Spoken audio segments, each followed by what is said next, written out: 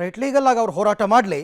ಇನ್ನು ರಾಜ್ಯದ ಕಾರ್ಮಿಕರ ಕೆಲಸದ ಅವಧಿಯನ್ನು ದಿನಕ್ಕೆ 9ರಿಂದ 10 ಗಂಟೆ, ಇಲ್ಲಿ ತನಕ 9 ಇತ್ತು, ಈಗ 10 ಗಂಟೆಗೆ ಹೆಚ್ಚಿಸೋದಕ್ಕೆ ಕೇಂದ್ರ ಸರ್ಕಾರ ಈಗ ಪ್ರಸ್ತಾವನೆಯನ್ನು ಮುಂದಿಟ್ಟಿದೆ. ಕೇಂದ್ರದ ಪ್ರಪೋಸಲ್ಗೆ ಇವತ್ತಿನ ಕ್ಯಾಬಿನೆಟ್ ಸಭೆಯಲ್ಲಿ ಒಂದು ಸ್ಪಷ್ಟ ತೀರ್ಮಾನ ಕೈಗೊಳ್ಳುವ ಸಾಧ್ಯತೆ ಇದೆ. ಇಂದಿನ ಸಚಿವ ಸಂಪುಟ ಸಭೆಯಲ್ಲೇ ಕೇಂದ್ರದ ಪ್ರಪೋಸಲ್ಗೆ ವಿರೋಧ ವ್ಯಕ್ತಪಡಿಸುವ ಸಾಧ್ಯತೆಯೇ ಹೆಚ್ಚಿದೆ ಅಂತ ಹೇಳಲಾಗ್ತಾ ಇದೆ. ಕ್ಯಾಬಿನೆಟ್ನಲ್ಲಿ 10 ಗಂಟೆ ಕೆಲಸದ ಅವಧಿ ವಿಸ್ತರಣೆ ವಿಚಾರದಲ್ಲಿ ಸರ್ಕಾರದ ನಿಲುವು ಸ್ಪಷ್ಟಪಡಿಸಲಾಗುತ್ತಂತೆ. ಕೇಂದ್ರದ ನಿಲುವಿಗೆ ಕರ್ನಾಟಕದ ನಿಲುವು ತಿಳಿಸೋದಕ್ಕೆ ಇನ್ನೂ ಸಾಕಷ್ಟು ಸಮಯಾವಕಾಶ ಇದೆ ಅಂತ ಹೇಳಲಾಗ್ತಾ ಇದೆ. ಆದರೂ ರಾಜ್ಯ ಸರ್ಕಾರ ಕೆಲಸದ ಅವಧಿ 9 ಗಂಟೆಗಿಂತ ಹೆಚ್ಚಳ ಮಾಡೋದಕ್ಕೆ ಸಮ್ಮತಿ ಸೂಚಿಸಲು ಸಾಧ್ಯವಿಲ್ಲ ಅಂತ ಹೇಳಲಾಗ್ತಾ ಇದೆ.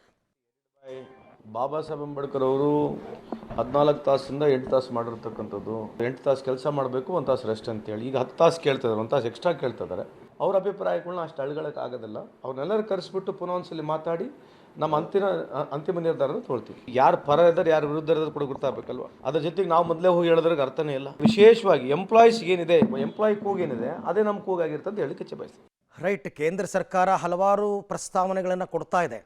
9 ಗಂಟೆ ಕಾರ್ಮಿಕರು ಕೆಲಸ ಮಾಡ್ತಾ ಇದ್ದಾರೆ, 10 ಗಂಟೆ ಮಾಡಿಸಿ, ಆಮೇಲೆ ಸೆಕೆಂಡ್ ಸ್ಯಾಟರ್ಡೆ ಮತ್ತು ಫೋರ್ತ್ ಸ್ಯಾಟರ್ಡೇನೂ ಕೂಡ ವರ್ಕ್ ಮಾಡಬೇಕು ಅಂತೆಲ್ಲ ಸುಪ್ರೀಂ ಕೋರ್ಟ್ ಕೂಡ ಹೇಳ್ತಾ ಇದೆ.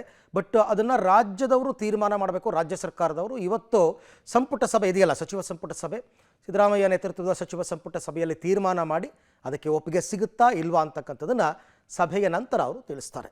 ಇದರೊಂದಿಗೆ ಇವತ್ತಿನ ನ್ಯೂಸ್ ಕೆಫೆಯನ್ನು ಮುಗಿಸ್ತಾ ಇದ್ದೀನಿ. ನಾನು ಹೋಗ್ಬಿಟ್ಟು ಬರ್ತೀನಿ.